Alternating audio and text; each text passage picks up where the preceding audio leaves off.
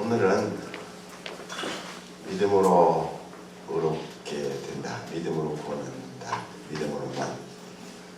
기독교는 2대 교리로 성립합니다. 종교, 교회 외에 교회들, 로마 가톨릭, 지금 로마 가톨릭 말고 흑합 정교회, 시리아 정교회.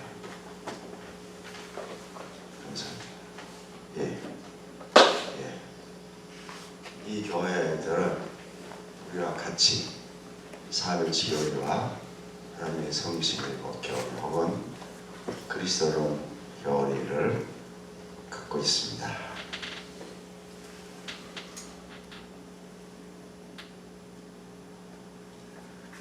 사별치에 대해서 조금 설명을 드렸지만 처음에 사별제를 교리의 신학적 토론은 동방교에서 일어났습니다. 그리고 우리가 받아서 갖고 있는 사별지 교리의 공식화는 아다나시오스에 의해서 이루어졌습니다. 아다나시오스는 기독교 신앙의 영웅이라고 할 수 있는 분입니다. 325년 니카야에서 공회가 열렸을 때 그 알렉산드리아 교구의 대주교 혹은 그때 이름으로 교황 알렉산드로스를 따라서 14가 가방 들고 공회에 참석했습니다. 318명의 주교들이 모였는데 이 젊은 집사가 아주 공회의 진행을 도맡다시피 했습니다. 그래서 아레오스 판을 하나님은 딱 한 번이다.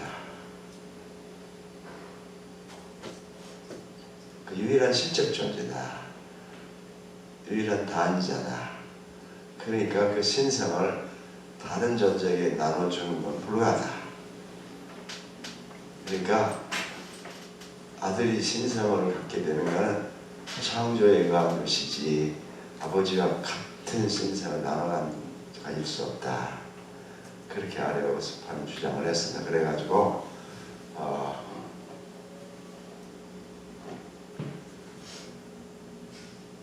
열심히 이게 맞다.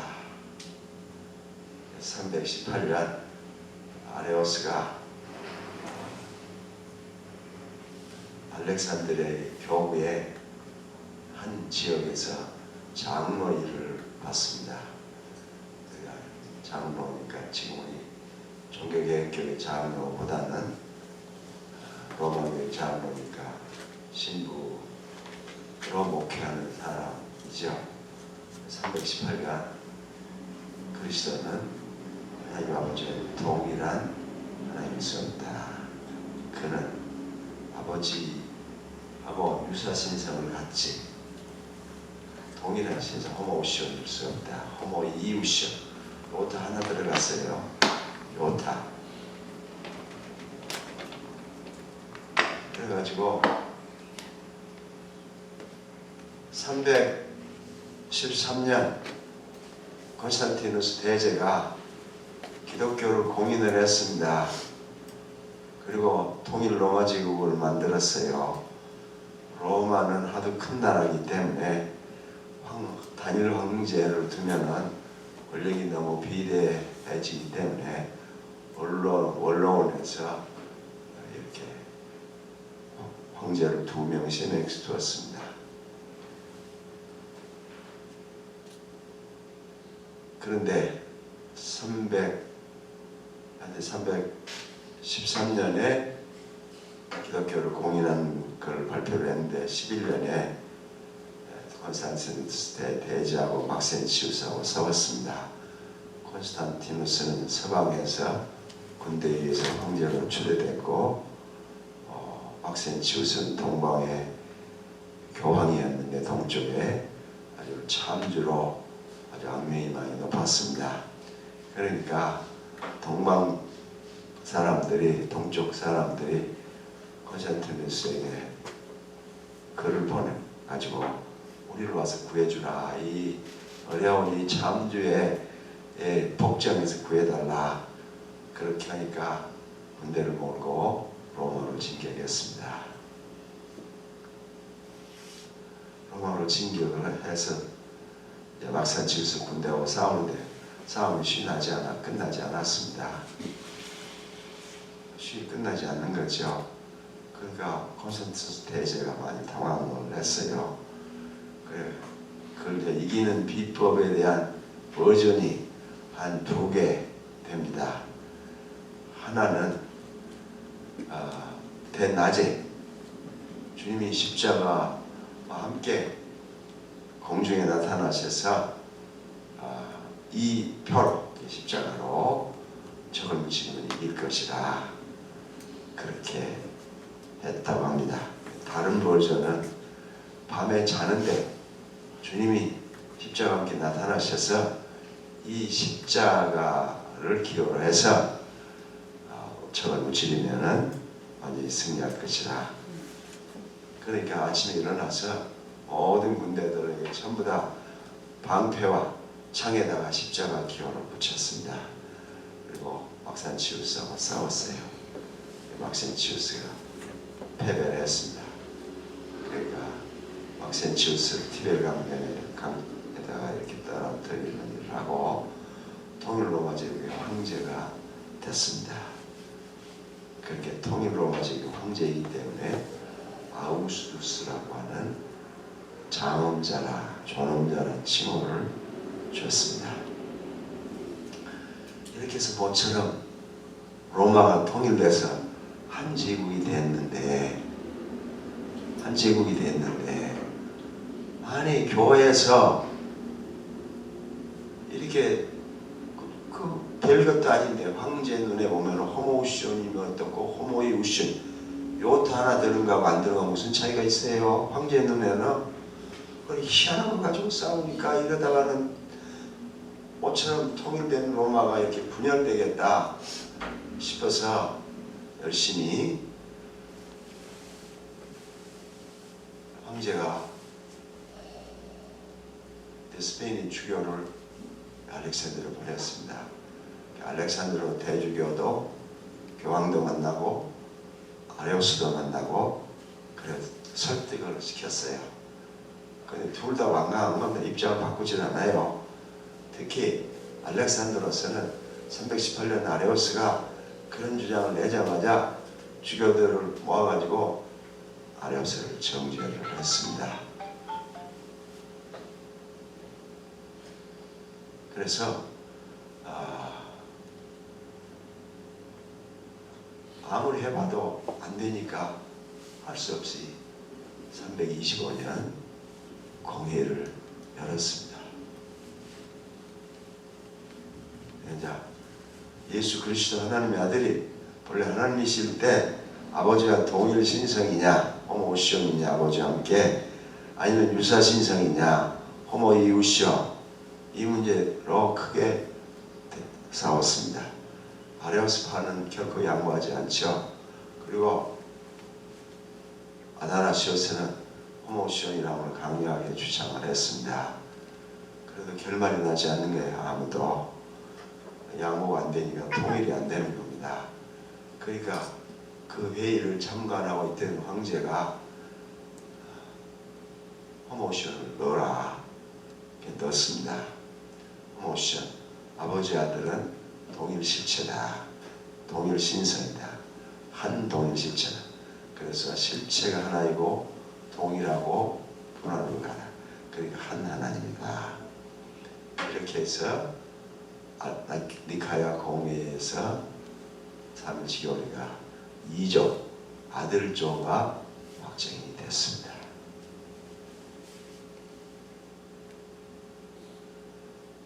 그런데 콘스탄티누스가 죽었어요.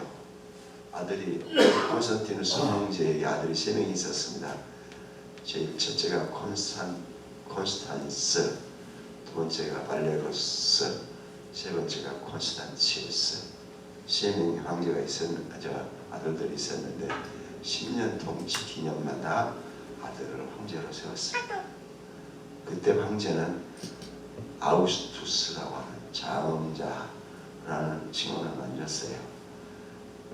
근데 큰아들은 아다나시우스 편을 들었어요. 콘스탄스는. 그래가지고 그 둘째 아들하고 싸우는데 큰아들이 전사를 했습니다. 그러니까 콘스탄티우스는 아다나시우스가 그 파가 도저히 못마땅한 거죠. 콘스탄티우스, 그리고 그 중간에 둘째 아들도 죽고 나니까 콘스탄티우스가 로마 제국의 통일 제국의 황제가 됐습니다.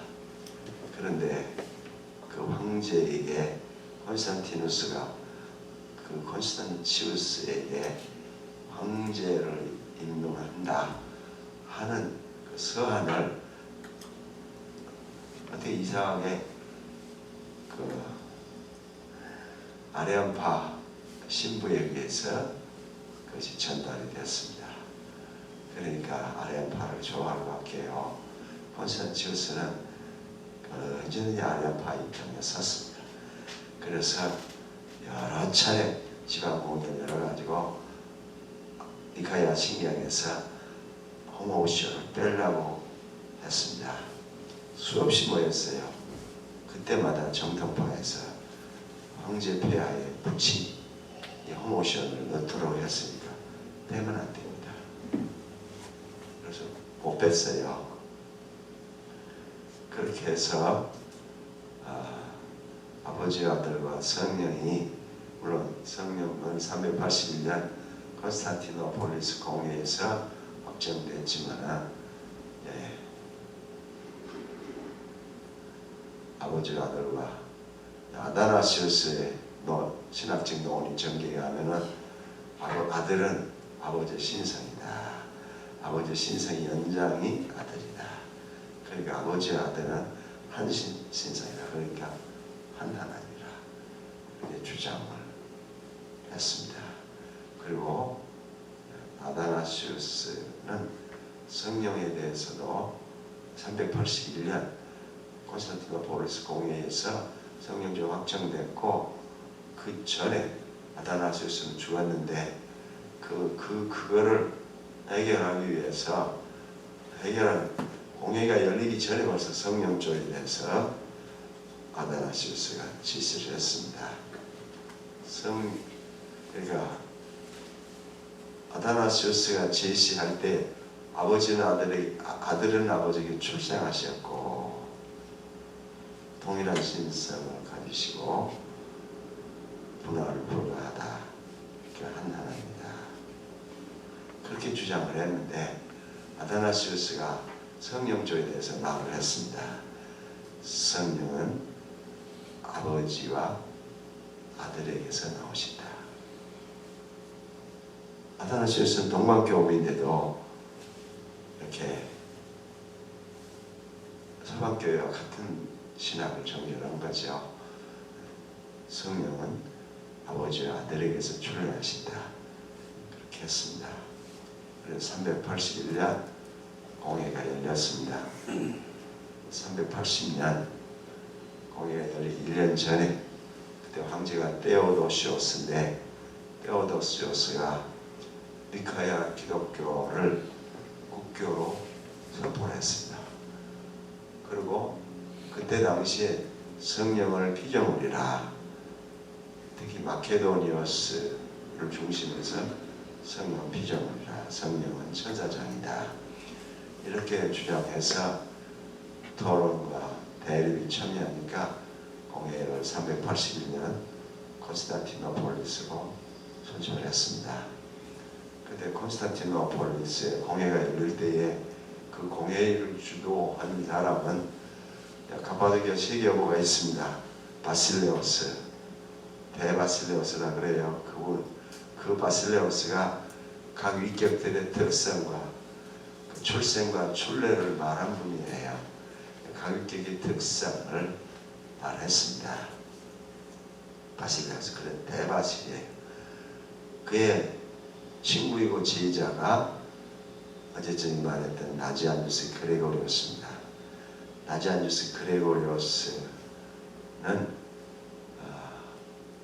380년 5개조의 신학 연설을 할 때 거기에 성령조 사암조에 대한 공식화를 이미 책에 썼습니다. 그러면서 사회를 주로 나지안주스 그레고리오스가 했습니다. 그때 그레고리오스가 콘스탄티노폴리스 대교구의 대주교, 그때 당시에 교황이었습니다. 이분이 사회를 하면서 자기 신학대로 이렇게 아버지 성령은 아버지께서 출래하시고 아버지와 아들과 함께 동일한 예배 경배와 영광을 받으신다. 그게 3조 전부예요. 그걸 한마디 더 붙였는데 성령이 선지자를 통해 말씀하신다. 그렇게 함으로 구약을 교회의 책으로 확정할 수 있는 그런 신학적인 근거가 마련됐습니다. 그렇게 해서 380년 공회가 끝나고 결과 로마교회에 전달됐어요. 성령이 아버지에게서 출래하시고 아들이 없는 겁니다. 그러니까 로마교회에서 대표를 보내가지고 다시 공회를 열어달라. 그러면 로마교회 대표와 함께 주교들, 로마교회에 속한 서방교회에 속한 주교들을 함께 불러가지고 공회를 해야 되는데 그러지 않고 도로 동방교우들 150명만 다시 불렀어요. 공회를 했습니다. 그것도 확정을 했어요. 성령은 아버지에게 출래하신다. 그리고 아버지와 아들과 함께 경배받으시고 함께 영광을 받으신다. 그렇게 확정을 했어요. 그러니까 로마교회가 완전 낭패를 겪은 거죠. 그래서 382년 로마에서 공회를 열었습니다. 열어가지고 성령이 아버지와 아들에게서 나오신다. 그게 아버지 나올 뿐만 아들에게서도 필요 꾀죠. 꾀는 영어의 and의 뜻인데 두 단어가 오면 두 번째 단어 끝에 붙어요. 그래요. 바트리 필요, 그 에트를 쓰지 않고 필요꾀. 근데 그 처음에는 공의 결정이 있기 때문에 필요꾀를 가로 안에 넣었습니다.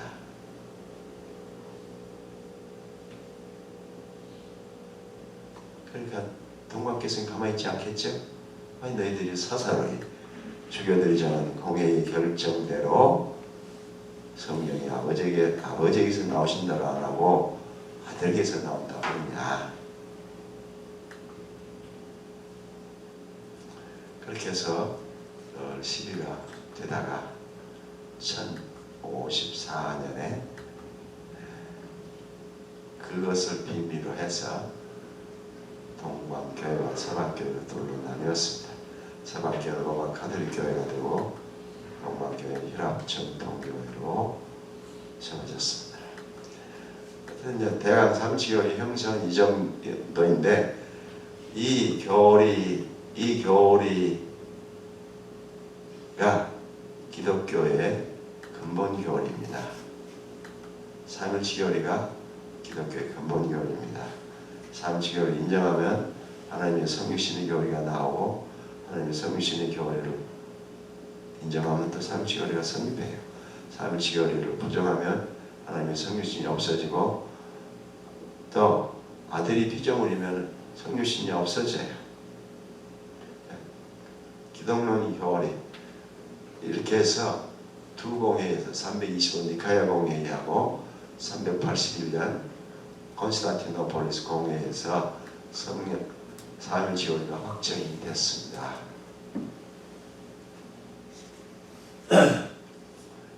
근데 동방교회하고 서방교회 사이에 삼일체에 대한 논의의 전개가 차이가 좀 있어요. 서방교회는 세위격이 다 동일한 실체고 그러니까 세위격이어도 한 하나님이라 또 동일한 신격일 뿐만 아니라 분할 불가하다. 한 하나님이고 또 호모우시온 동일 실체고 분할 불가하다. 그러니까 한 하나님이다. 그런데 동방교회는 세6위격이 완전히 분리된 개별위격이에요. 동방교회는 세6격이 각각 분리되어 있어요. 그러니까 세6격이 분리되어 있다고 말하면 서방교회 특히 정통파들이 뭐라고 하겠습니까? 그는 삼신론이다 공격을 했어요. 그러니까 바실레오스가 좀 수정을 해서 세6격이 다 분리되어 있고 독립된 위격이지만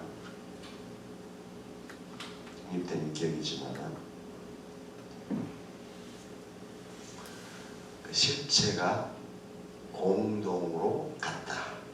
세6격에 있는 신성이 공동이다. 그렇게 했습니다. 그래도 그거는 삼신론이라고 공격이 안 없어지는 거죠. 그 다음 바실레우스의 제자인 나지아누스 그레고리오스는 3일처럼 더 많이 전결했어요. 아주 훌륭한 신학적 전결을 많이 했습니다. 세6격이 이렇게 분리되어 있어도 교제가 무한하다. 분할 불가한 교제다. 그러니까 한 하나님이라. 그래도 삼신론에 대한 공격은 안 그치는 거죠. 그러니까 니사의 그레고리오스가 있습니다. 가파도기아 세교구가 바실레오스, 나지안누스의 그레고리오스, 니사의 그레고리오스입니다. 니사는 바실레오스의 동생입니다.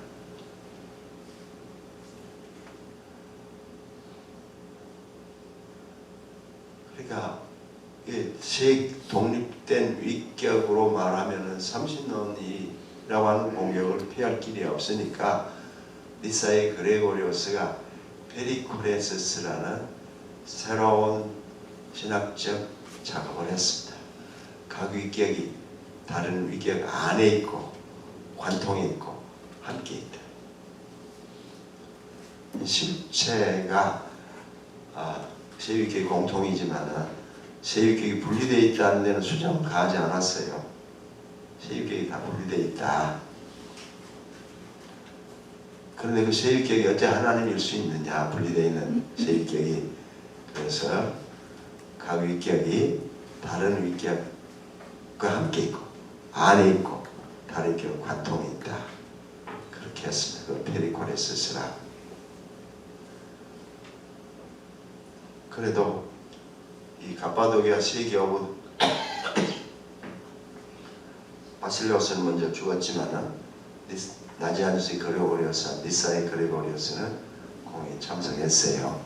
나지아누스 그레고리오스가 사회를 계속 본 건 아니지만은 중요한 결정할 때는 사회를 봤습니다. 그래서 자기 신학대로 성령은 아버지를 출례하시고 아버지와 아들과 함께 경배받으시고 함께 영광을 받으신다. 그리고 성령이 선지자를 통해 말씀하신다. 자, 그럼 삼일치 교리는 고대 교회에서 완성됐지만 그걸로 끝났냐? 그렇지는 않습니다. 지금도 삼일치 교리가 논의가 되고 있습니다. 최근에 히랍 정교의 메트로폴리탄이 어느 정도 벼슬인지는 위계인지는 모르겠습니다. 대주교쯤 되는 것 같아요. 서방의 용어로 따지면 그 요한네스 지지울라스라고 하는 사람이 글라스고 대학에서 10년 동안 조신학을 가르쳤는데 그가 세6격이 한 하나님일 수 있는 건 교제 때문이다. 교제가 한 하나님으로 만든다. 그리고 그러니까 하나님의 존재는 교제다. 하여튼 이렇게 동방교회가 서방교회에 차이가 있어도 동방교회의 그 주장이 이 개혁신학에도 들어왔습니다. 페리코리스스가 세율격이 다른 율격과 함께 있고 각각 안에 있고 관통이 있다. 이렇게 한 내용을 개혁신학에도 받아들였습니다. 그래서 만대교회의 표준으로 역사하게 됐습니다. 이 삼일지교리가 기독교의 근본 교리입니다. 이걸 부정하면 기독교가 안 됩니다. 근데 근세 신학은 슐라이마하에서 시작합니다. 슐라이마하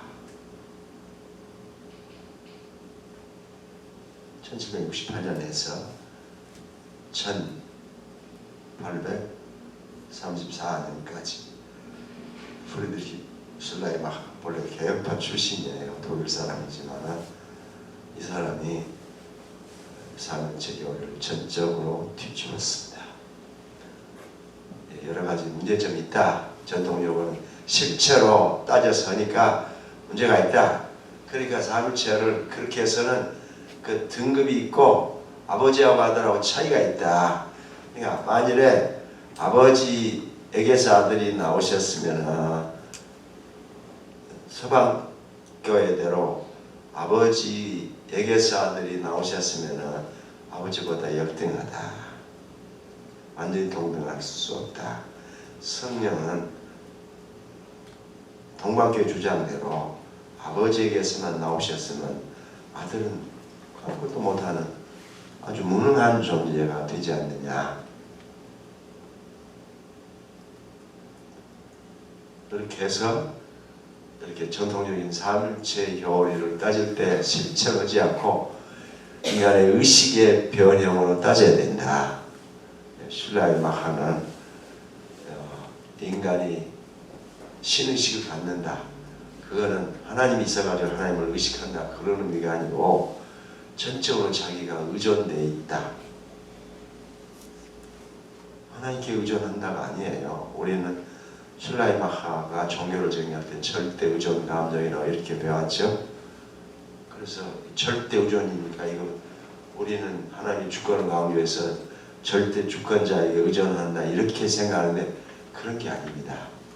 슐라이마하에 가면은 삼일체 교리는 실체로 따지면 부족하고 많고,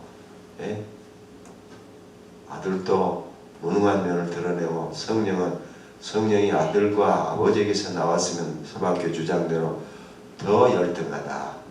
그러니까 이런 걸 해결하려면 결국 절대 의존 감정, 경건이 이게 자기가 더 의존적이라고 느끼면 그 경건이라. 하나님 계시기 때문에 하나님을 두려워해서 죄를 피하고 이래서 경건이 아니고 내가 더 의존적이라고 느끼면 그게 경건이에요. 종교는 내가 전적으로 의존되어 있다고 느끼면 종교예요. 하나님은 내가 전적으로 의존되어 있다고 하는 감정 혹은 그런 의식을 말하면 그게 신이에요.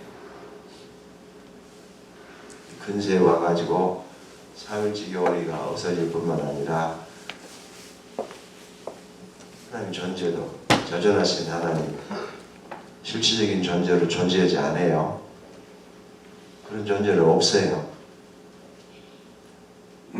지금 슐라이마하 이후에 모든 현대신학 전부 다 삼일체를 부정합니다.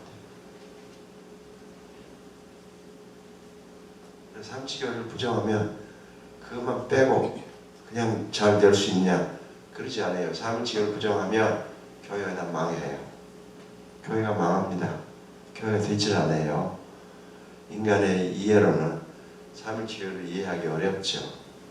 영혼에서도 우리의 지성으로 삼일체를 공부할 수 없다. 그때 가서 그때도 신비로 남는다. 하나님에 대해서 아는 길은 계시로만 한다.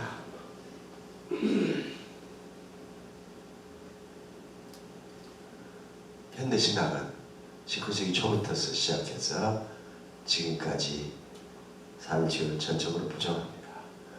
그렇게 부정한 이유가 기독교가 아니에요. 기독교가 아닙니다. 하나님의 성육신의 교회는 하나님이 그러니까 우리는 사도신경에 꽉 박혀 있는데 천하가 천질만신 하나님의 아버지를 내가 믿사오며 아버지가 창조주인 것은 창조 작정 때문에 창조주라. 아버지의 창조 작정을 따라 실제로 이 창조를 이루신 이는 아들 하나님이라. 실제적 창조주고 교우들의 가르침에는 직접적 창조주라. 그러니까 아들 하나님이 실제로 아버지의 작정을 따라 창조 작정을 따라 이 창조를 이루셨어요. 그러니까 실질적인 창조주고 직접적 창조주라. 그런데 이 자기가 만든 인간 창조물이 범죄에서 썩어 없어지게 되니까 구원하기 위하여 하나님이 성육신하셨다. 그 교부들의 가르침대로요. 나는 그렇게 설명하지 않는데, 예.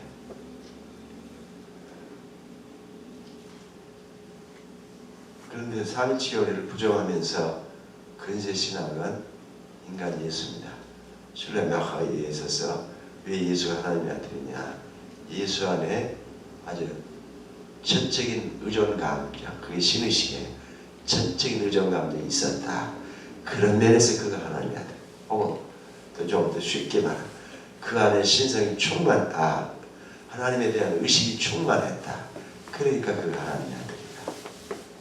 존재론적으로 실체로서 하나님의 아들이 아니라 하나님에 대한 생각이 충만하니까 그게 하나님의 아들이라. 그러면 성령은 교회에 예수 그리스도 안에 또 이렇게 전적인 의존 감정이 있었듯이 교회 안에 전적으로 의존 감정이 있었다. 그 의존 감정을 밖으로 표출해서 객관화해가지고 성령이 생겼다. 그리고 거짓신앙은 술라이마부터 시작해서 하나님이 없을 뿐만 아니라 삼위일체교리도 성립하지 않고 하나님의 성육신도 불가능해요. 없어요. 그러니까 근세신앙은 기독교가 아니죠. 근세신앙은. 근데 슐레마하에 대한 이제까지 복음주의 신학자들 중에서 슐레마하를 제대로 비판하는 사람은 내가 못 봤어요. 발트도 바젤에서 1932년인가 슐레마하 신학을 강의를 했는데 그 강의 안에서 이렇게 두꺼운 책이에요. 강의에서 몇 번씩 다 말해요. 내가 슐레마하를 제대로 이해했는지 모르지만은 20세기 최대 신학자가 칼 바르트인데 바르트도 자기 슐레마하를 제대로 이해하지 못했다고 인정을 하는 거죠. 그래서 그런지 슐레마하를 비판하는 사람은 아무도 못 봤어요. 웨스민스터 웬티드 교수가 변혁신학을 하는 분으로 바르트를 비판을 하고 그럴 때에 그 바르트와 근세 신학의 기본이 되는 칸트의 철학을 비판을 해도 슐레마하 신학을 비판한 건 없어요. 슐레마하가 아주 고등한 신학적 사고로 문장을 축약해서 써요. 그리고 보통 이거 갖고는 이해하기가 쉽지 않습니다. 특히 서론과 실론 부분에 보통 이해하기 쉽지 않아요. 근세는 슐레마하 이후에 모든 근세신학자, 우리 쉬운 말로 하면 자유주의 신학자들은 다 슐레마하의 아들이에요. 아들은 아버지 하는 대로 하는 것밖에 없잖아요. 전부 다 슐레마하를 반복하고 있습니다. 칼 바르트가 슐레마하에 대항해서 슐레마하를 비평을 했기 때문에 슐레마하고 바르트하고 다른 걸로 하고 그래서 바르트를 신정통이라 혹은 더 좋게 말하는 사람은 정통이라 그러는데 바르트를 이해를 못하니까 그런 소리를 하는 거죠. 신랑하고 꽃 같아요. 사무처럼 완전히 부정해. 그래서 내가 별가와 교수에게 찾아갔습니다. 그때 나이가 79세였습니다. 여러 이야기를 하다가 사물체 이야기를 하면서 내가 사물처럼 설명을 했어요. 그 대학자 앞에 아직 박사도 못 받으니 새파란 젊은이가 슐레이마하의 칼바르트의 사물처럼 설명을 했습니다. 칼바르트의 사물처럼 이것입니다. 화를 팍 내는 거죠. 그거는 벤틀의 견해예요. 그분이 내가 웨스민스터를 거쳐서 벤틀에게서 고모고까지 다 기억을 하고 있어요. 참 감탄을 했습니다.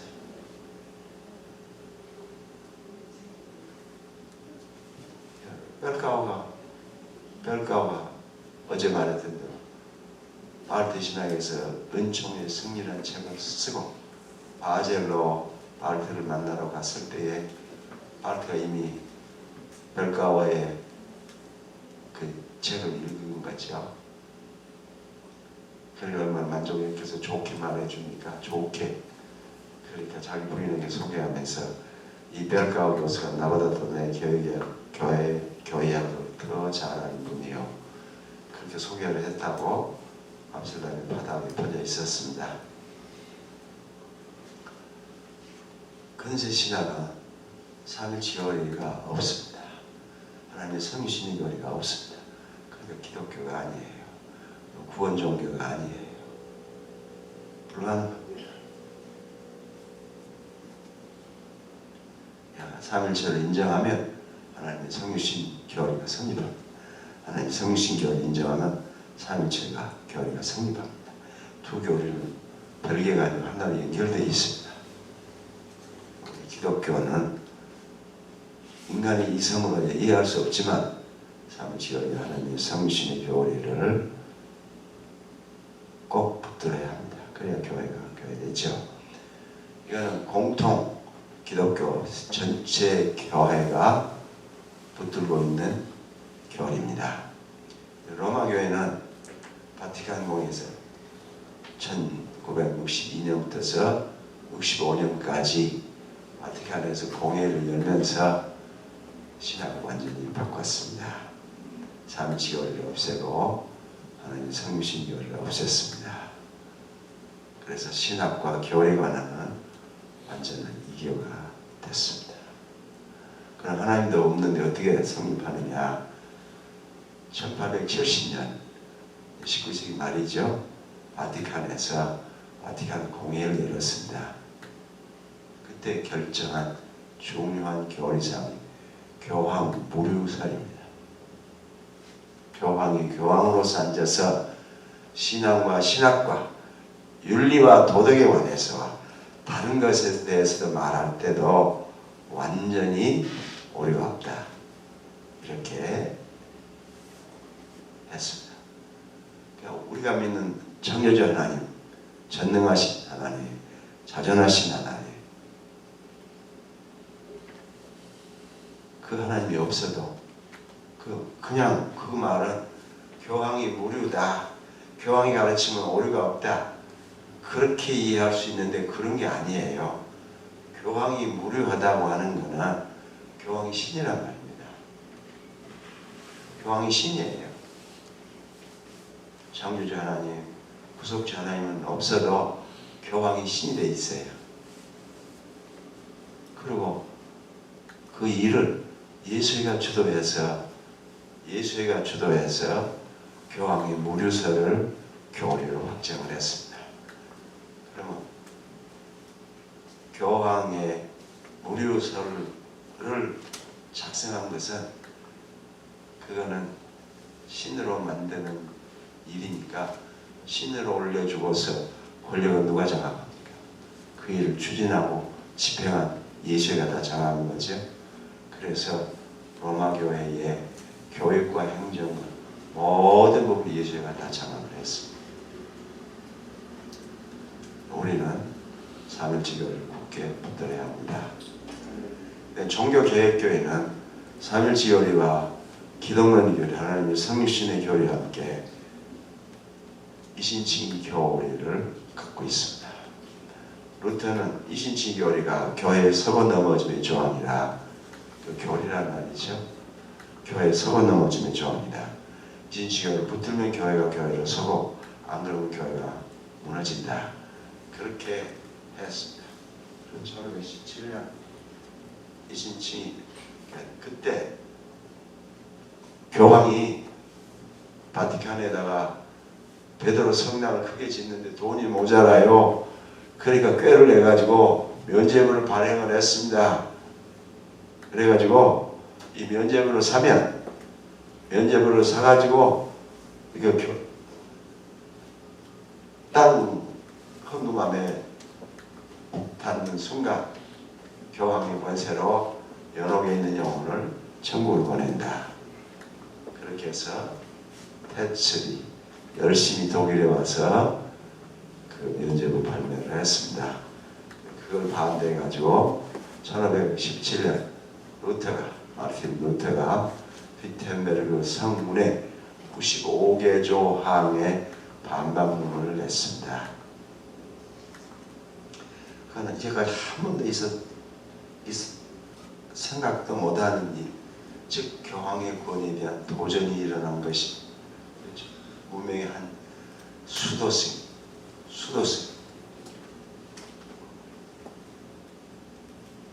그러니까 그를 죽이려고 했죠. 그래서 프레드릭 선제우가 선제우란 말은 그 로마 신성 로마 제국의 황제를 선출한 다음에서 선제우라 선출권을 가진 제후들 왕들을 선제우라 그 보호를 받아가지고 이제 위기를 모면하고 1530년 아우스부르크에서 루터교회 총회를 열었습니다. 거기서 삼일체 교회, 하나님의 성신교회, 사도신경의 배열을 따라서 다 제시하고 이신치 교회를 중심으로 삼아서 했습니다. 1930년 개혁교회는 루터교회는 루터의 나라 독일과 스칸디나비아, 핀란드 이런 쪽으로 퍼져서 그냥 루터파로 모을 수 있었는데 개혁교회는 영국에도 프랑스에도 화란에도 이렇게 사방으로 퍼지니까 그렇게 할 수 없어 나라별로 총회를 열었죠. 그래가지고 이신치 교리를 근본교리로 확정을 했습니다. 이신치 교리는 종교개혁교회의 기본칙입니다. 이걸 포기하면 종교개혁교회가 구원종교가 되지 못합니다. 그러니까 아무리 핍박과 반대가 심해도 이 교리를 굳게 붙들어야 합니다. 그런데 이 붙드는 일들이 쉽게 되지 않았어요. 로마 교회는 이 이신치 교리를 믿는 자들을 다 잡아 죽이기로 작정을 했습니다. 그 일을 누가 했느냐? 이그나치우스 로열라가 했어요. 이그나치우스 로열라가 스페인 사람으로 귀족 가문에서 났는데 군대를 갔다 왔습니다.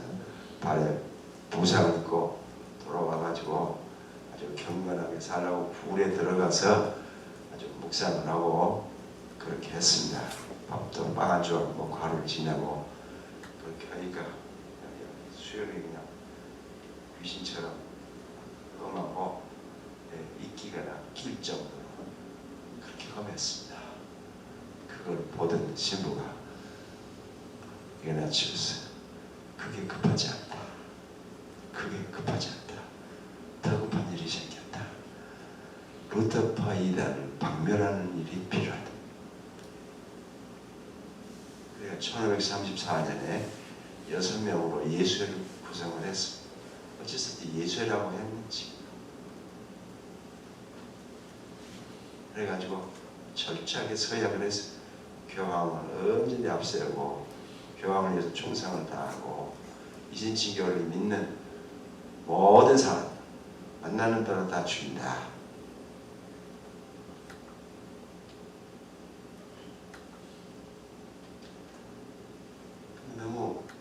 이들의 하는 행동과 너무 극단적이기 때문에 로마 교회도 그거를 종단으로 인정하기 쉽지 않았는데, 그것보다 더 절박한 거는 이 루터 이단을 박멸하는 거라고요.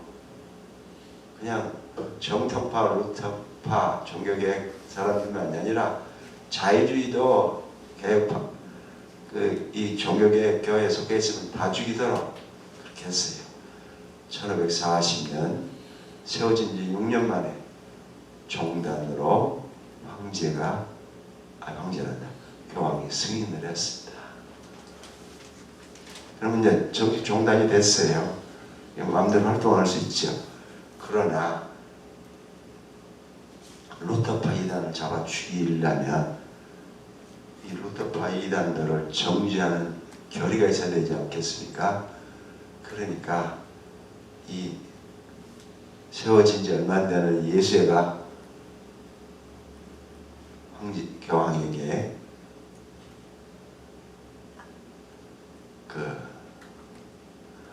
공회를 열어달라고 부탁을 했습니다.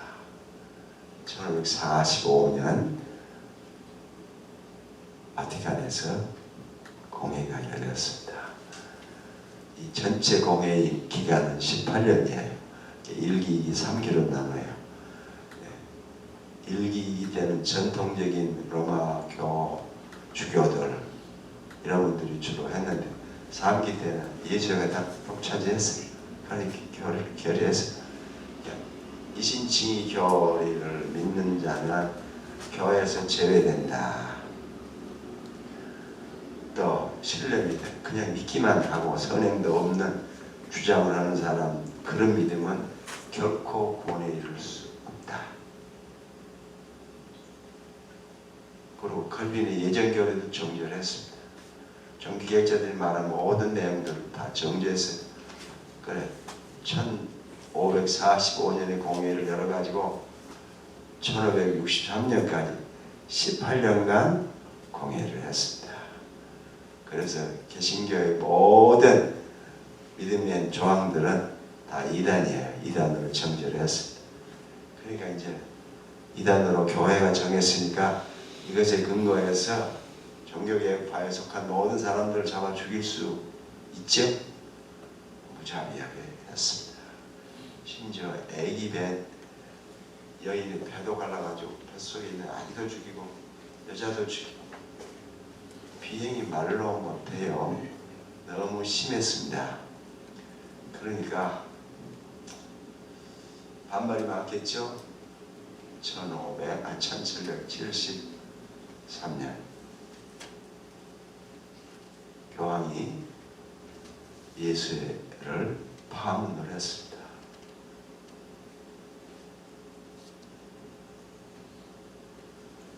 파문을 했어요. 그때 교황이 자기가 이 파문함으로 자기가 독살될 걸 예감을 하고 있었습니다. 근데 예수회들이 그 부엌에서 일하는 여자들을 잘 꼬셔가지고, 교황이 그 무화과를 좋아하니까 무화과에다 독을 넣어가지고 교황을 줬습니다. 먹으면 단번에 죽도록 하면 얼마나 좋겠어요. 그렇게 죽질 않았어요. 그렇게 하지 않았어요. 고생을 마음껏 하도 2년 동안 고생을 하고 죽었습니다. 그리고 그 뒤에 교황 하나가 또 이 예수와 관련된 학교에 입학하는 것을 금하는 칙령을 발표를 했습니다. 그 사람도 독살됐습니다. 그 교황도. 그리고 계속 예수를 회복해달라고 청원을 하는 거죠. 안 하면 또 독살되겠죠. 그래서 1814년 예수를 다시 복원을 했습니다. 이들이 기독교 개신교 국가는 멸하기로 작정을 했습니다. 제일 1차 대상이 영국이죠. 그 엘리자베스 아버지 에드워드가 아니라 에드워드 8세 맞습니까? 예, 에드워드 8세가 로마에서 분리해봐가지고 자기가 교회 어리다 수장님을 발표를 하고, 엘리자베스가 또 아주 독실한 크리스천이에요. 그러니까 그를 왕으로 폐하려고 하고 영국을 망하도록 하려고 애를 많이 썼습니다. 그래서 예수를 쫓아냈는데 1639년이니까 그 유명한 크로멜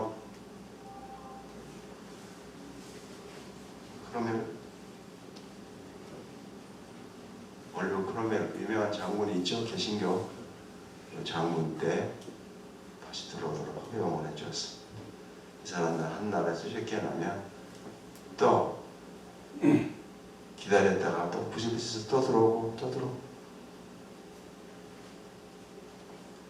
그리고 두 번째로 망하도록 하려고 계획한 나라가 미국입니다.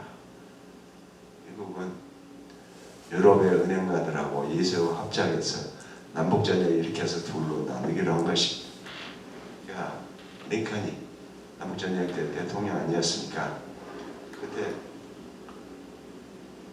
단식하는 발언을 해서 저 몇 명의 예수의 신부들만 아니면 우리의 젊은이들의 고귀한 피로 산천을 물들일 필요가 없는데 그 사람들 때문에 산천을 물들이게 됐다.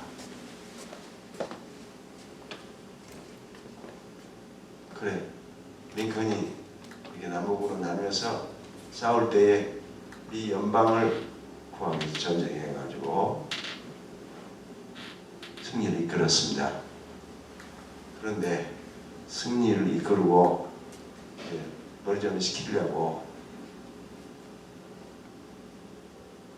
극장에 가서 그때는 연극이겠죠? 영화는 없을 때니까 그 구경할 때 보스가 카톨릭입니다.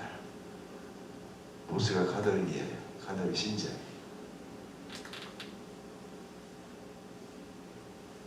지시받아서 링컨을 쏴 죽였습니다.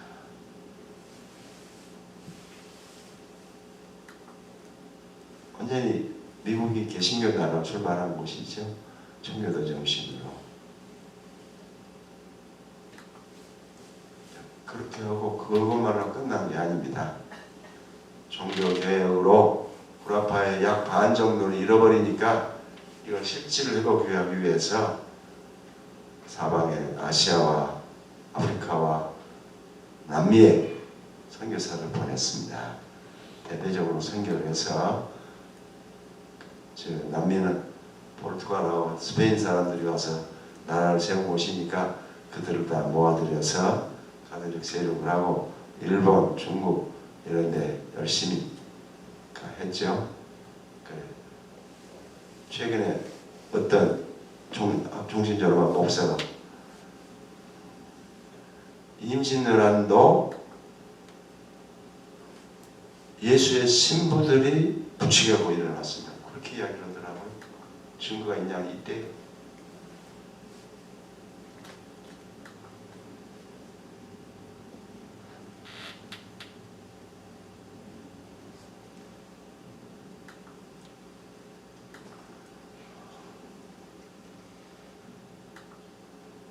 이제 도요토미 히데요시가 이렇게 한반도를 점령하고 중국까지 하면은 중국에다가 로마 카톨릭 교구를 많이 늘려주기로 약속을 했대요.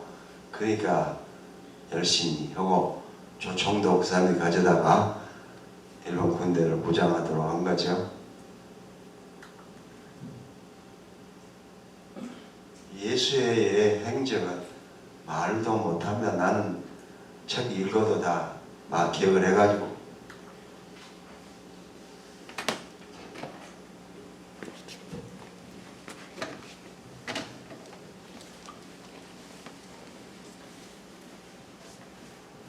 그래 예수에 대해서 붙인 칭호가 있습니다. 절대악의 사제단이라. 우리는 미국이나 한국에서는 예수의 같은 좋은 모습으로 로마 카톨릭 좋은 모습으로 나타나기 때문에 우리는 얼마나 그들이 잔악한지를 모르지만은 절대하게 사제단이에요. 예수애가.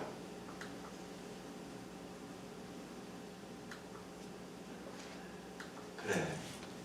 계속적으로 신학적으로도 이신칭의 교리는 불가하다고 계속 한 거죠. 폭력으로 할 뿐만 아니라 신학적으로 이신칭의 교리는 불가하다를 계속 그새 퍼낸 겁니다. 그런데 이신칭의 교리가 흔들리게 된 것은 로마의 그 공격보다는 오히려 개신교에서 일어났습니다.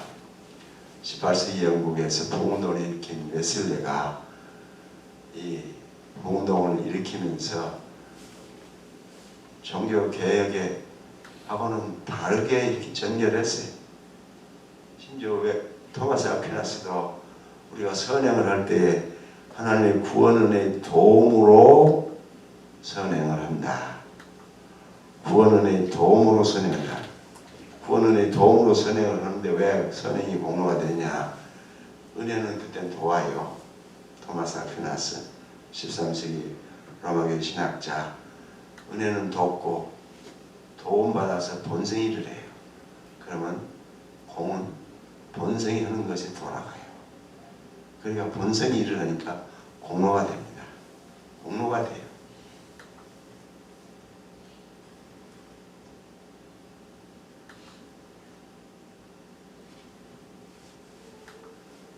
그런데 웨슬리는 전혀 달랐습니다. 전 믿음을 시작할 때도 복음이 선포되면 성령이 역사하셔서 우리의 지성을 조명하고 의지를 설득해서 믿음 고백을 하게 하는 것이 아니라 믿기로 작정을 해요. 먼저. 그리고 웨슬리의 가르침입니다. 그럴 뿐만 아니라 회개를 해야 됩니다. 회개를 믿기 전에요. 회개를 해요. 철저하게. 그런데 회개를 할 때에 그냥 회개만 하면 무슨 소용이 있겠습니까? 회개 열매를 맺어야죠. 회개를 열매를 맺어요. 근데 이렇게 회개하고 회개 열매를 맺는 일을 구원은혜의 도움으로 하는 게 아닙니다. 웨슬리 가르침이 하면은 우리가 범죄한 것은 은혜로 활용하지 않아서이라고 하는데 그 은혜는 구원 은혜가 결코 아닙니다. 그냥 그 구원 은혜가 아니고 자연 은혜예요. 자연 은혜. 누구에게든지 주어진 자연 은혜입니다. 그러니까 신부신간에 다 주어진 은혜. 그게 자연 은혜예요. 일반 은혜예요. 루터는 그걸 웨슬리는 그걸 선행하는 은혜라. precedent grace. 앞서오는 은혜라고 했습니다. 그리고 믿기로 작정을 하면 성령이 중생시켜요. 거기는 성령을 개입시켜요. 성령을 개입하면 그 성령이 중생시키는데 중생시키면은 믿음 고백을 하니까 우리는 의롭다함 받잖아요. 그게 아니에요. 의롭다함 받는 게 아닙니다. 아직 중생에도 의롭다함 받는 게 아니에요. 사랑의 선행을 행해서 완전 생활을 해야 됩니다. 그때도 중생을 해도 구원 은혜로 선행을 하는 게 아니라 일반 은혜와 협동해서 선행을 해요. 인간에게 자유의지가 있기 때문에 자유의지로 다 할 수 있어요. 아담이 범죄했지만은 아담의 범죄로 우리가 죽는 게 아니다. 아담의 범죄는 아담에게만 타당하다. 우리가 범행을 저질러서 죽는 것이지 아담의 범죄 때문에 유전죄로 원죄 때문에 죽는 게 아니라는 걸 강조합니다. 그리고 우리가 죽는 거는 펠라기우스의 주장대로 5세기 초엽에 주창을 했던 펠라기우스가 뭐라고 했냐? 우리가 죽는 거는 흙으로 지어졌기 때문에 죽는다. 아닙니다. 죄 때문에 죽는 게 아니고 웨슬리가 같은 주장을 해요. 인간의 구조가 죽도록 돼 있어서 죽는 것이지 범죄에서 죽는 게 아니라 완전 성화를 이루어가지고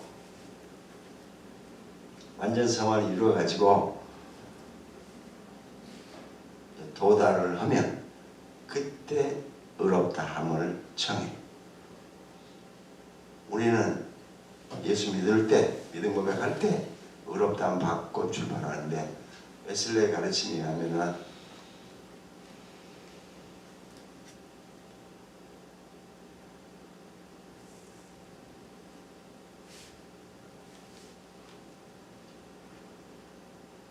그 칭의는 모든 구원 과정이 마지막에 있어요. 로마 교회와 같아요. 그래서 로마 교회는 구원 은혜로 힘입어서 선행을 하는데 웨슬리는 자유의지가 온전하기 때문에 자유의지하고 일반 은혜하고 협동해서 선행을 한다. 그 웨슬리는 신학자가 아니라 설교가죠. 그래서 14권으로 된 책이 있습니다. 설교집들 모아놓은 거 있어요. 그래서 어떨 때는 복음주의적이고 어떨 때는 완전히 참 일반 은혜 영역에서 말하고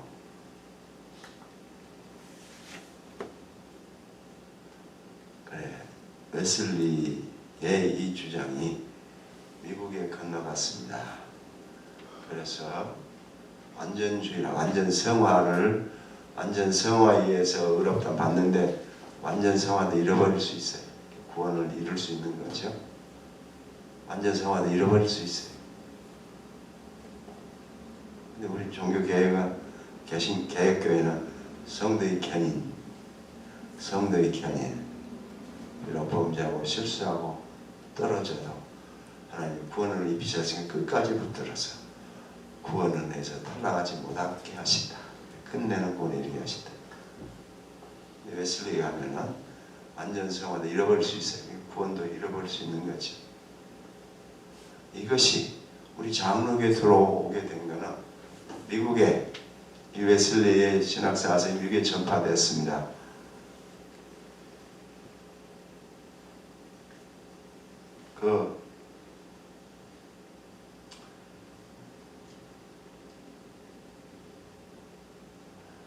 찰스 피니가 본래는 장로교 목사입니다.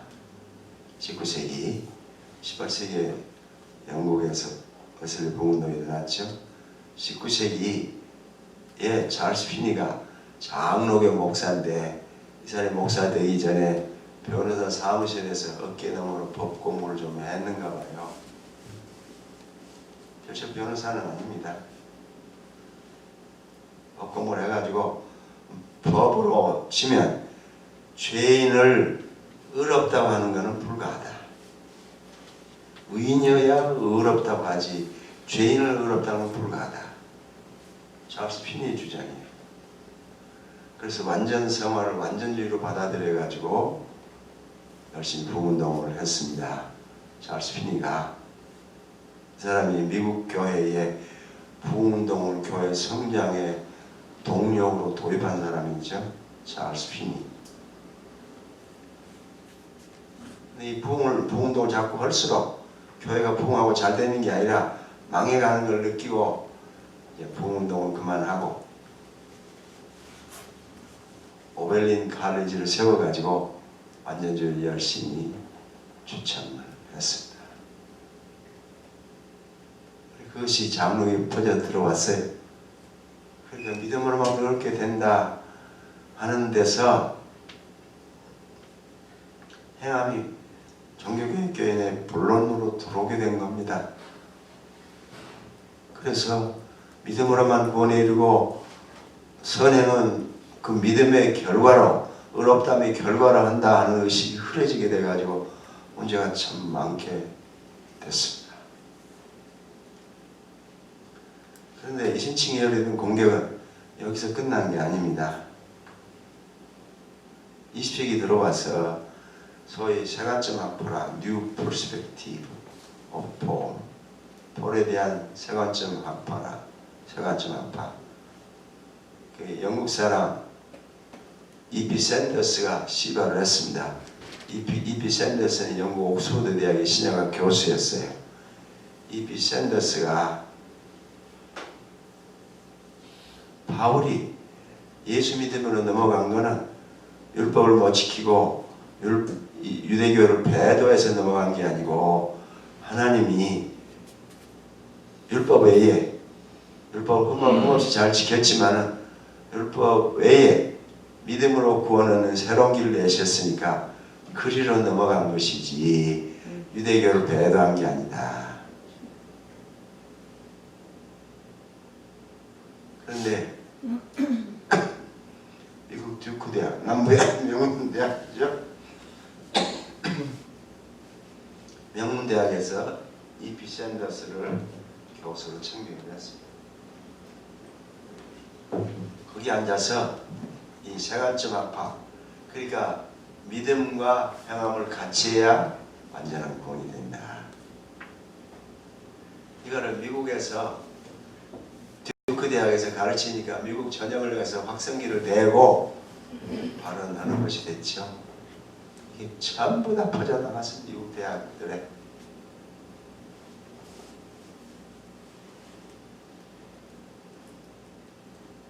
요즘 이건 20세기 일이에요. 그런데 그보다 더 과격한 경우가 생겨났습니다. 같은 세관점 학파 출신 중에서 E.P. 샌더스를 듀크 대학이 청하는데 1940년대에 그 영국 웨일즈 사람으로 듀크 대학에서 신약을 가르친 사람이 있었어요. 이 사람이 윌리엄 어니스트인데 내 기억이 틀리지 않다면 아주 큰 책을 썼습니다. Paul and the Rabbinic Judaism, 바울과 랍비데요 책을 썼습니다. E.P. 샌더스가 주종을 이루고 또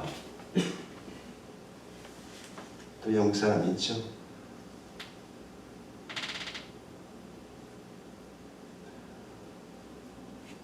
그런데 얼른 또 이름이 생각이 안 납니다.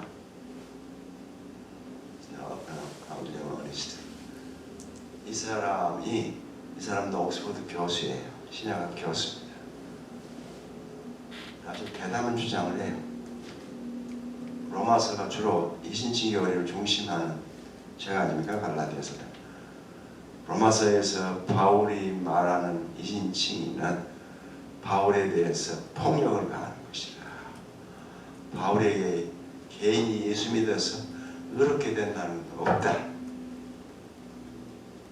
이런 요망한 물건이 있어? 물론 나보다야 신약학 교수니까 히랍을 좀 더 잘하겠죠. 어디에 그렇게 돼 있어요?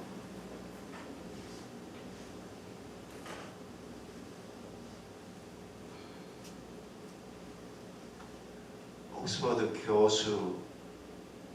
그러니까 그 E.P. 샌더스도 옥스퍼드 교수고 그 전에 듀크 대학에서 가르치는 윌리엄 어니스트도 웨일스 사람이에요. 이게 영국 사람들이죠. 다 영국 사람들이 일을 주도를 하고 진행을 하고 해왔습니다. 그런데 그 마지막 사람은 저희 뭐라고 이름 말했습니까? 톰 라이트. 톰 라이트. 예, 톰 라이트. 톰 라이트 그렇게 많이 우리말로 번역된 줄 난 몰랐습니다. 톰 라이트가 바울에게 있어서 이신칭의는 개인이 예수 믿어 의롭게 되는 게 아니고 이스라엘과 언약을 체결하시는 하나님의 신실함, 그게 의롭답니다.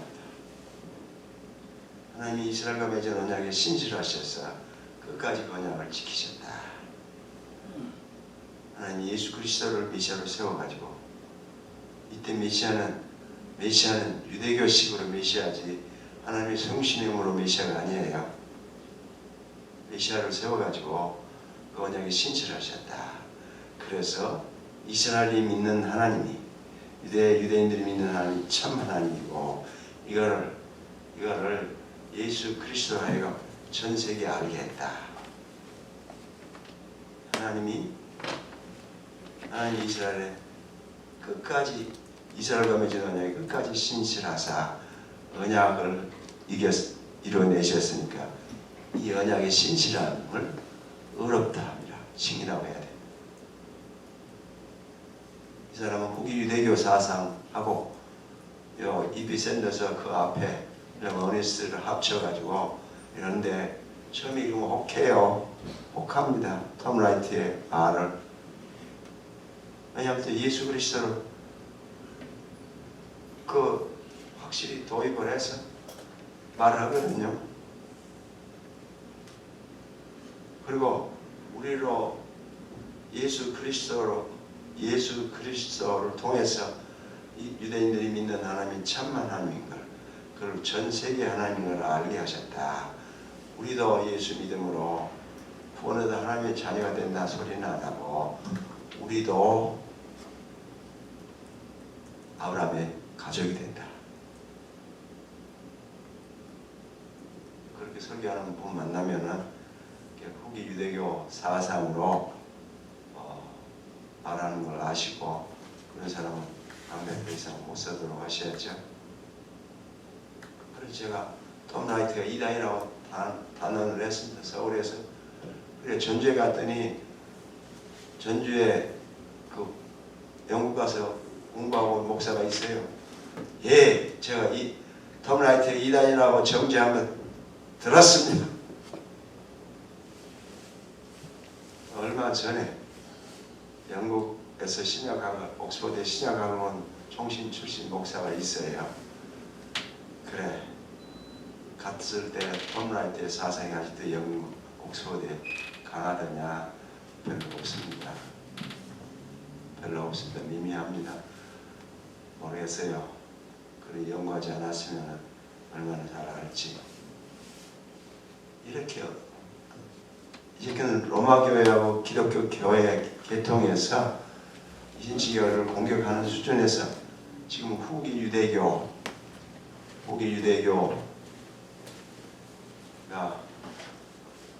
톰 라이트에 의하면은 이비 샌더스 비슷한 말하고 톰 라이트에 하면은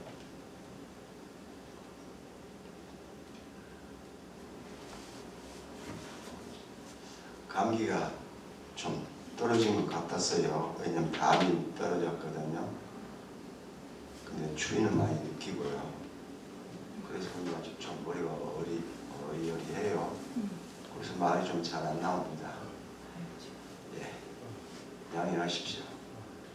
늘어 터지게 말을 하니까 또 들으시기도 힘들겠죠. 그러니까 바울에게 있는 구원에 관한 구속에 관한 내용은 바울의 독자적인 얘기가 아니라 그는 다 후기 랍비 유대교에 다 들어있던 내용이라.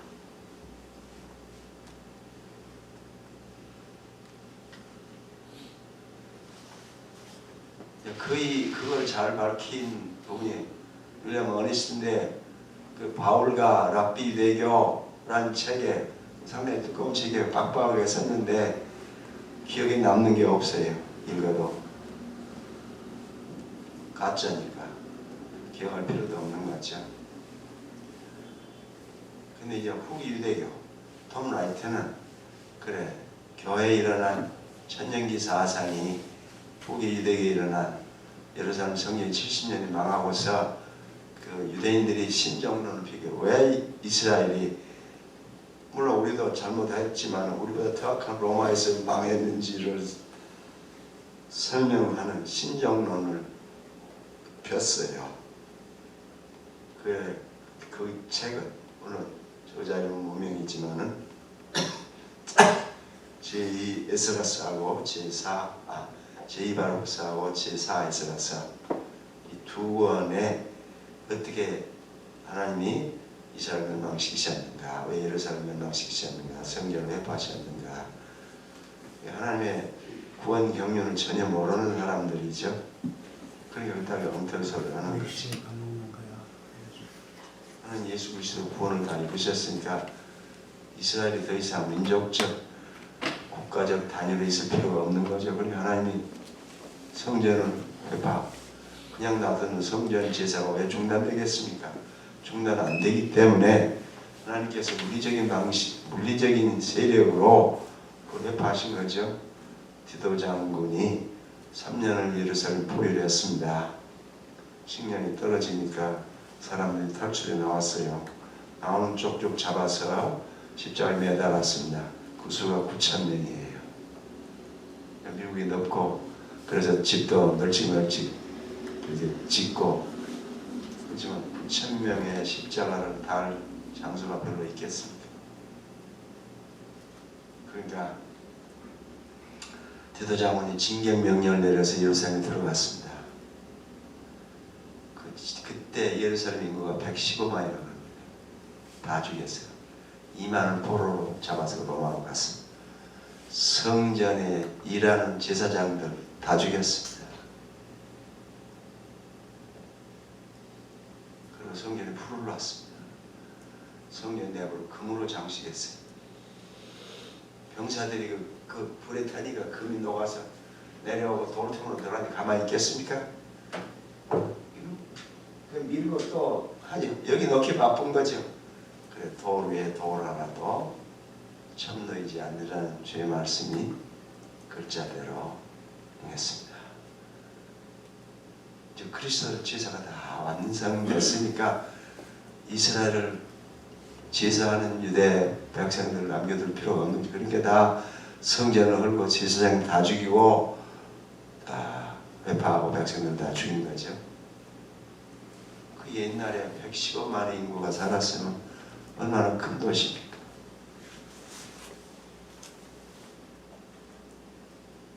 하나님이 예수 그리스도 구원을 다 이루셨으니까 성전 제사 필요 없잖아요.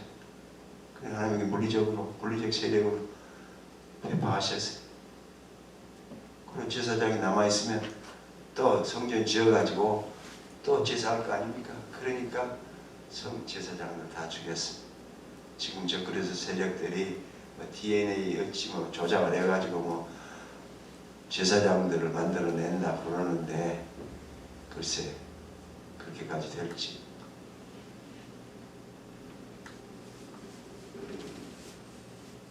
자, 여기까지 행함을 믿음 자체만으로는 신뢰 믿음이니까 공하고 허무한 것이다. 그거는 구원에 이르지 못한다가 로마 교회가 종교개혁의 이신치 교리를 공격하는 주 내용이었는데 이 톰 라이트에 와서 이신치 교리를 전적으로 바꾼 거지요. 예수 그리스도 믿음으로 개인이 구원 얻고 의롭다 받는 건 이신치 교리가 아니다. 그렇게 주장하는 바울의 신학의 폭력을 가하는 것이라 그렇게 주장했습니다. 톰 라이트가 아까 말한 제이바로후서 제4에스라서를 인용을 많이 해요. 완전히 유대교로 하는 거죠. 기독교를 유대교 신학에 갖다 붙여가지고 기독교를 유대교의 부록으로 만드는 거예요. 처음에 못 모르고 이러면 혹하죠. 그래서 많이 딸려 들어가요. 이신치교를 부정했으니까 이단입니다. 이단이에요. 삼일치교리나 기독론의 교리에 문제가 있으면 이단이라고 해도 이신치교리는 이렇게 어려움을 당해서 이신교를 부정해도 이단이라 소리를 잘 아는데 나는 담대히 말합니다. 톰 라이트 이단이에요. 미국에서도 그러겠죠. 한국의 신학교 교수들, 성경학 교수들 전부 다 믿음과 행함을 더해야 완전한 구원이 된다고 주장을 해요. 그런데 그렇게 공격을 받아도 이 교회가 우리 종교개혁교회가 교회로 남으려면 이신치 교리를 굳게 붙들어야 됩니다. 믿음으로만 의롭게 돼요. 근데 우리말 번역이 영어도 그렇거니와 좀 잘못 번역이 되어 있습니다. 여기 로마서 1장 16절 17절에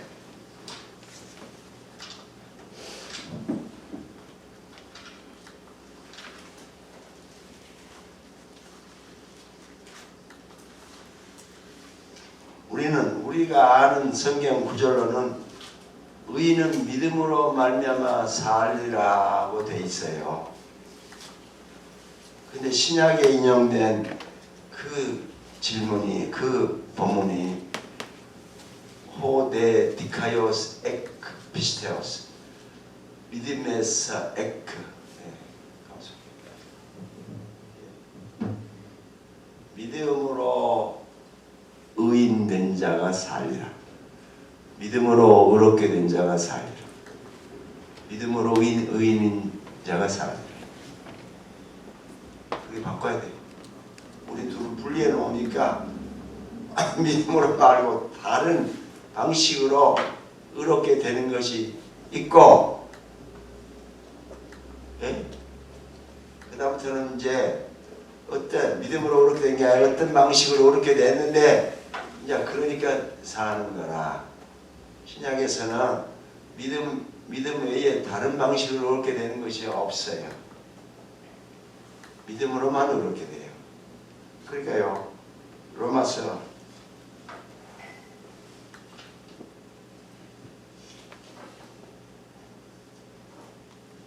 그래 제가 한 4군데 이 본문이 인용되어 있는데 하박국 2장 24절 여기요, 호데 디카이오스 에크피스테오스 제르타, 호데 디카이오스 의인하고 에크피스테오스 믿음으로 말미암아 둘이 분리되어 있지 않습니까?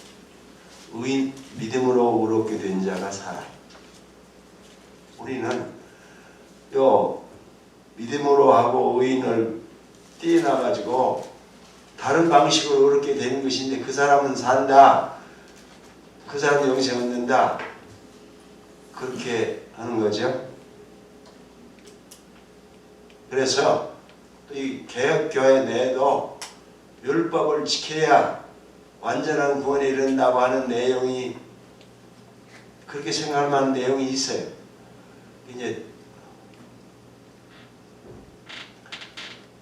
그 종교 개혁교회 신학에 능동적 순종과 비동적 순종이 있습니다. 그리스도의 십자가 죽음은 하나님의 작정에서 죽음이 이루어졌기 때문에 비동적 순종이지만 그가 율법의 수여자로서 율법을 지킬 의무가 없는데도 율법을 자원해서 지켰으니 능동적 순종이라. 그래서 둘로 나눈다고요.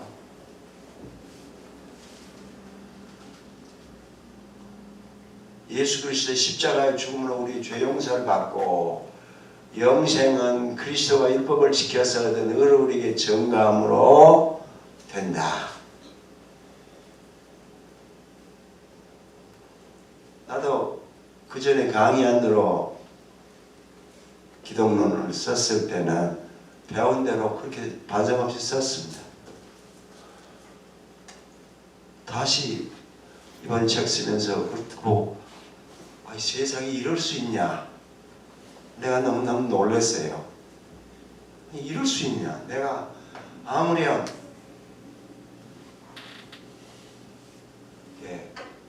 능동적 순종으로 의를 얻는 게 아닙니다. 바울에게 가면, 신약에 가면 예수 그리스도가 십자가에서 피 흘리심으로 우리의 죄값을 갚아 우리의 죄를 용서하셨습니다. 그 용서가, 죄 용서가 의예요. 아멘. 죄 용서 받으니까 죄책이 없어져요. 죄책은 범죄함으로 그에 대한 벌받을 책임, 그게 죄책이에요. 죄관은 범죄함으로 벌받을 허물, 벌받을 책임, 죄값, 죄책이나 죄가나 같아요. 하나님 우리를 그리스도의 피 흘리심으로 용서하심으로 우리 죄를 없애버리셨습니다. 그러니까 우리는 의인이에요. 예수 믿을 때부터 처음부터 믿음이 의인이에요.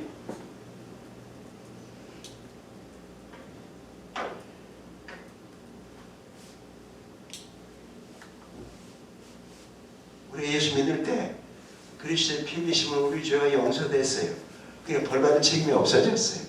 우리는 이미 의인이에요. 아멘. 예수 그리스도가 율법을 지켜가지고 의를 얻어서 우리의 정한 게 아닙니다. 신약에 그런 내용이 없어요. 근데 19세기, 17세기에 이게 개혁파에서 특히 청교도 쪽에서 그 존 오웬이 19세기, 17세기 아주 큰 신학자죠. 그 문장 보면은 보통 신학자가 아니구나.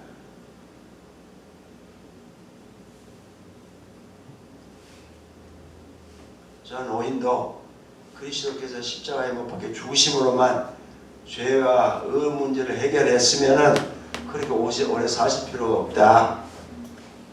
근데 그렇게 오래 사시게 된 것은 뭐 때문이냐? 율법을 지키기 위해서 그러셨다. 나은 지 8일 만에 할례를 받으시고 율법을 열심히 지켰다. 그래서 그리스도 율법을 지켜서 의를 획득해가지고 우리에게 증거하셨다. 그러니까 우리도 그 가르침대로 우리도 율법을 지켜야만이 영생할 수 있는 거 자격을 얻는 것이 돼 있어요. 로마계 주장은 그대로 변형돼 갖고 받아들인 거죠. 그런 게 불가합니다. 그리스도 율법을 다 지켜가지고 의롭겠다. 그게 아니에요. 자, 포로 귀환 이후에 제일 큰 계명은 안식일 계명입니다. 안식일 계명은 범하면 죽이게 돼 있어요. 주님이 세상에 계실 때 세 사람을 안식일에 고쳤어요. 38년 된 병자를 생각해 보십시다. 베데스다 목가에 누워 있어요. 지나가게 누웠거든. 병이 오래된 줄 아시고 네가 낫고자 하느냐. 뭐라고 답을 했어요?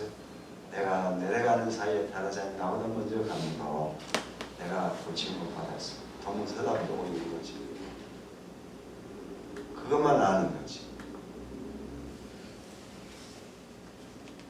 그날은 주일이에요. 왜 바리새인들 10일 했냐? 그럼 나 들었어. 우리는 그냥 욕 깔고 자집하는 세상 사람들 매트리스를 우리말로 뭐라고 욕했어요?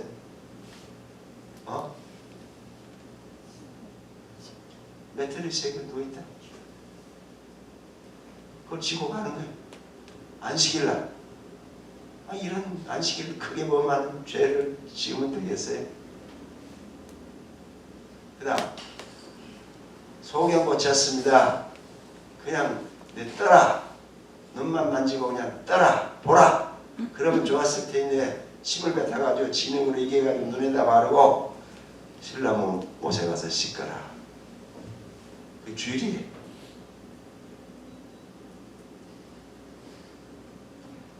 근데 이거 신라못에 가서 씻고 눈이 밝아졌어요. 정상인이 됐어요. 옛날에 성전 미문에 앉아서 거러지 노릇하던 사람 같은데 어찌 돼서 그 눈을 떴냐. 예수라는 사람이 날 보고 여기다가 진흙을 발라가지고 신라못에 가서 씻으라고 그랬다. 그래 내가 씻으니까 보게 됐다. 그렇게 씻었잖아요. 노당했죠? 하나님께서 혼자가 아니구만. 혼자는 죽여야지. 그 다음에 고창병 든 자가 있습니다. 회당에 왔어요. 여기가 혹이 나고 물이 차고 꼬부장이가 내가 18년 동안 그러고 다녀요. 그렇다고 이건 개천에 빠지지도 않았어요. 넘어지지도 않았어요. 근데 그날이 안식일이에요. 일어나 걸으라고 했어.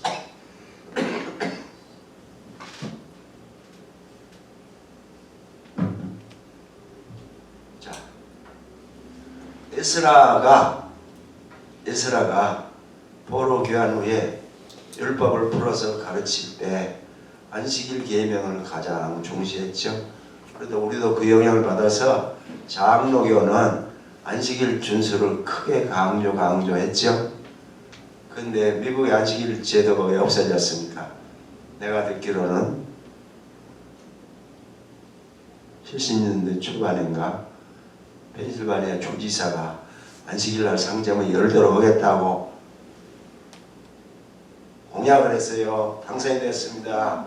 안식일에 상점문을 열도록 했어요. 그래 어제 미국 전역이 다 안식일에 주일날 상점문을 여는 거죠.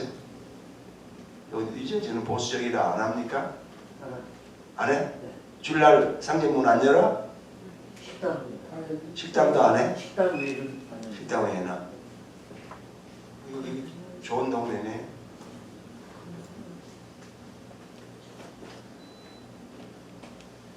그리스도가 율법을 지켜가지고 의를 우리에게 성취해서 획득해서 우리에게 정감으로 우리가 얻게 된 게 아닙니다. 예수 그리스도가 우리의 죄를 지시고 피 흘리심으로 목숨 바침으로 죄값을 갚으셨어요. 죄값은 사망이기 때문에 피의 생명이 있죠. 피 흘림으로 죄를 해결하셨어요. 믿으면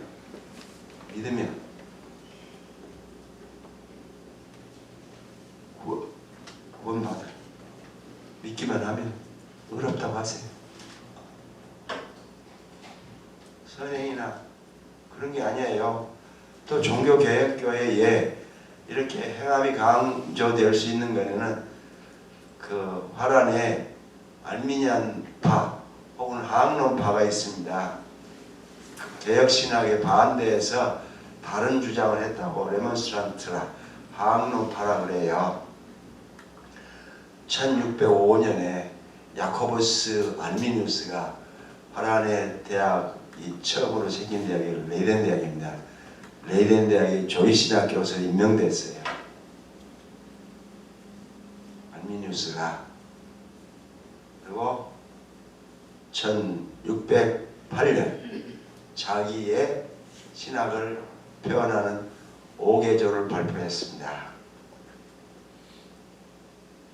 1610년 그 알미니우스의 주장, 신학 내용을 받아서 그를 따르는 사람들이 새롭게 5개조를 만들었어요.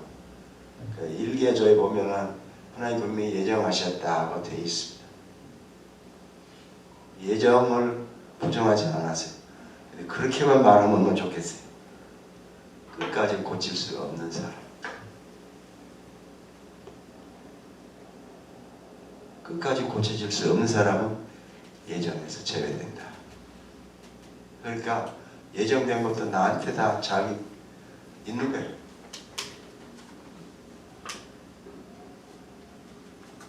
그리고 우리는 불강력적 은혜라고 여기 지금 칼빈주의 5개조 교리를 했죠. 칼빈의 가르침에 한번 예정하셔서 구원하기로 한 자를 하나님이 끝까지 은혜를 베푸셔서 구원에 이르게 하신다. 그게 불강력적 은혜잖아요. 은혜를 거부할 수 없다. 항론파에서는 은혜로 구원 얻고 그렇지만 은혜를 저항할 수 있다. 불강력적이 아니다. 저항할 수 있다. 은혜를 탈락할 수 있다. 그 5개조를 만들었어요. 그러니까 우리는 칼빈주의 5개조가 먼저 생겨나고 그 반동으로 알미니안 5개조가 생긴 줄로 그렇게 이해를 하는데 그게 아닙니다.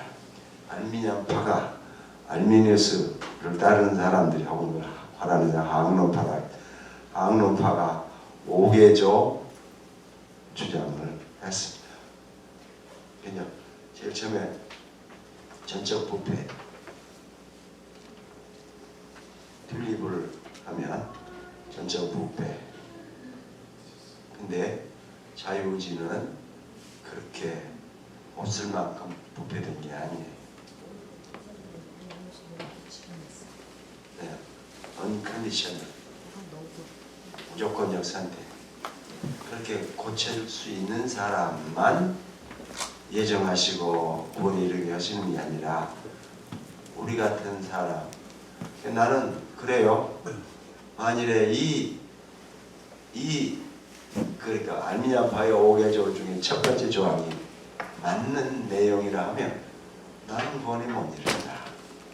그렇게 말했습니다. 가르치면서. 여러분 어떻습니까?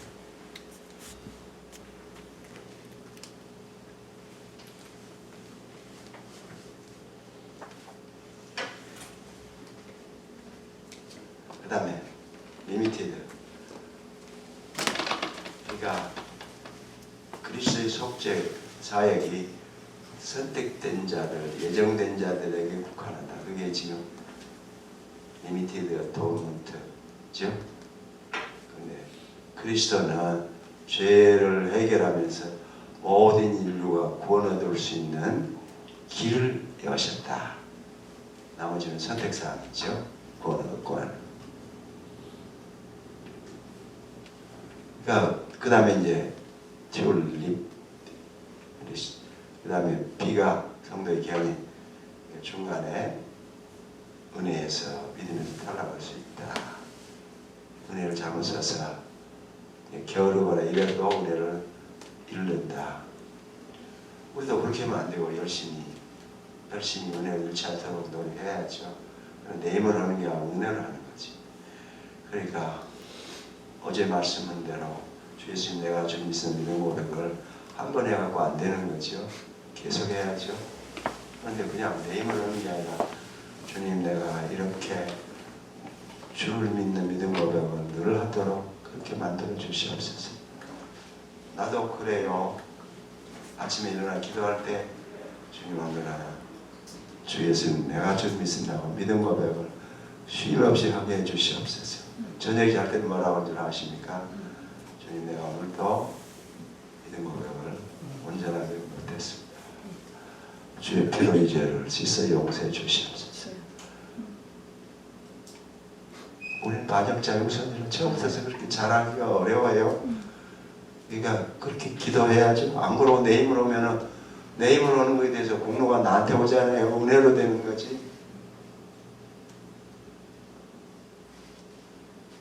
그리고 다시 말하는데 여기 신약에 오데 에크피스테오스 제스타 믿음으로 의인이 믿음으로 의인이 살리라. 둘이 붙어 있습니다. 신약에 인용된 모든 이 인용문이 오데 디카이오스 의인하고 에크피스테오스가 붙어 있습니다.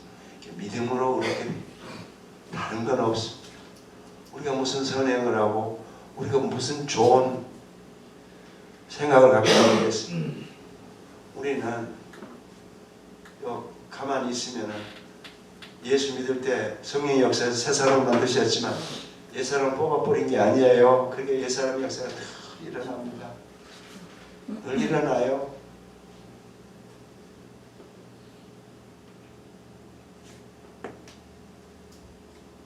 그거를 우리 힘으로 할 수 있습니까?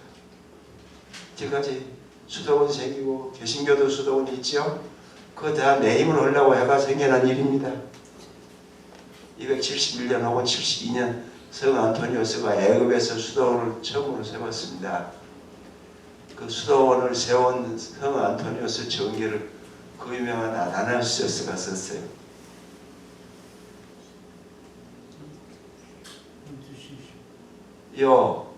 그러니까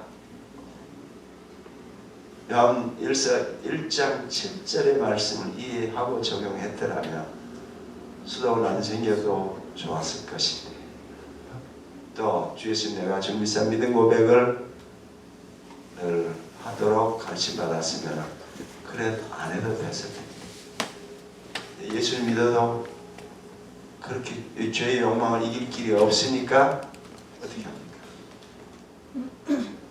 싸우고 투쟁하고 그러다 보니까 피하고 소극적이 되고 그러죠.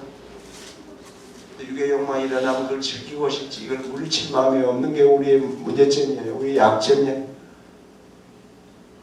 우리가 욕망이 일어날 때 주에서 피가 나를 모든 짓에 깨끗하게 한다고 선언하면 죄의 욕망이 솟아납니다. 죄의 욕망을 솟아나는 것이 거룩하게 되는 거예요. 거룩하게 되는 거는 기도를 많이 하고 무슨 일을 해가지고 특별한 지를 받아서 빛을 내고 광채를 내고 그런 게 아닙니다. 그런 거 없어요.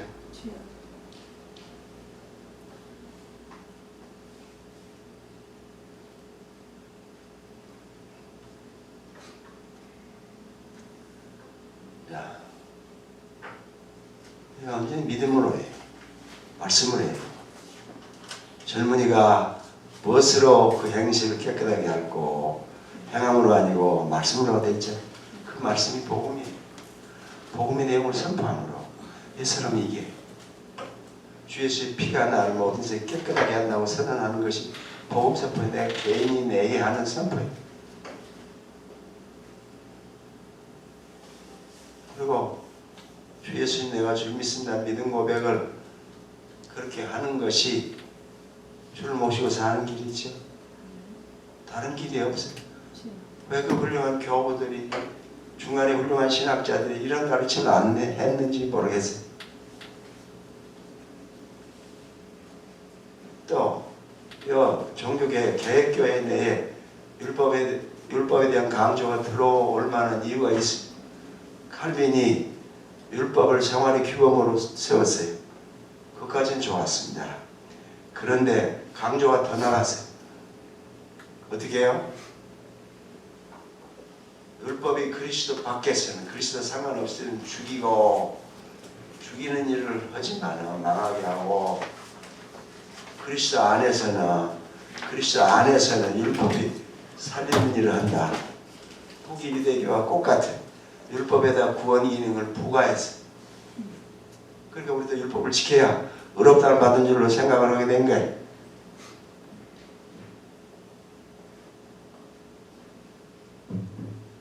종교개혁자들이 우리가 생각하듯 성경을 완전히 두루 잘 아는 게 아니에요. 화란에 헤르만 리데보스라는 유명한 신약학자가 있습니다. 그분의 신약에 대한 전개를 참 좋아합니다. 제가 어떻게 이렇게 학적으로 하는 화란 학계에서 이렇게 은혜롭게 전개할 수 있을까? 그분이 뭐라고 했냐면 우리가 종교개혁자보다 성경을 더 안다고 했어요. 종교개혁자보다 우리가 성경을 더 안다. 내가 말해서 하는 게 아닙니다. 나 인용했어요. 이거 뭐 그냥 그렇게 말하고 그냥 그렇게만 하면 이거 잘났다고 이 어지간히 자랑을 할 그럴 거 아니에요? 이신칭이 교리는 종교개혁, 개신교의 서고 넘어짐의 전 교리입니다. 이 교리를 붙들면 기독교가 구원종교가 돼요. 로마교회는 교회 가르침이 진리다. 네. 신학과 성경의 전문가들이 했으니까 결국 그거는 종교 전문가들이지 성경을 바로 이해한 게 아니죠. 그렇게 하다가 삼일지 교리 하나님의 성신을 다 없애버렸어요.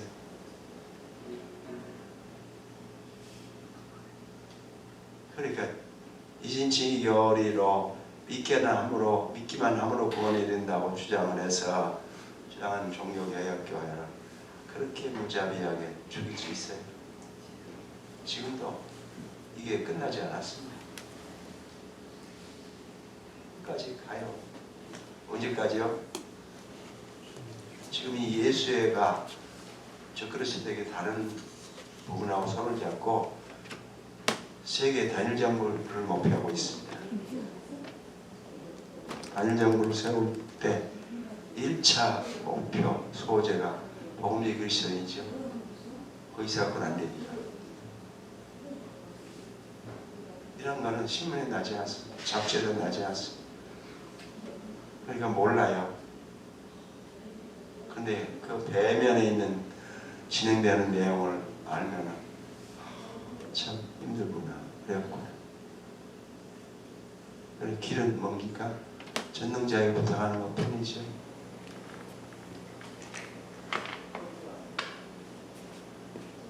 우리는 별별 소리 다 들어도 믿음으로 어렵게 된다는 것 외에 딴 소리를 하는 거는 다 거짓입니다. 사기입니다.